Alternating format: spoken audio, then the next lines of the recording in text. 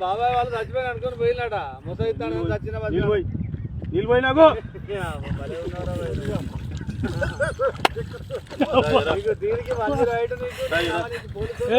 ఎందుకు పన్న వాళ్ళ తాయి పండుగ ఎందుకు అనుకున్న వాళ్ళ ఈ చల్లదనానికి ఎండకు చేయలేక కన్నీకి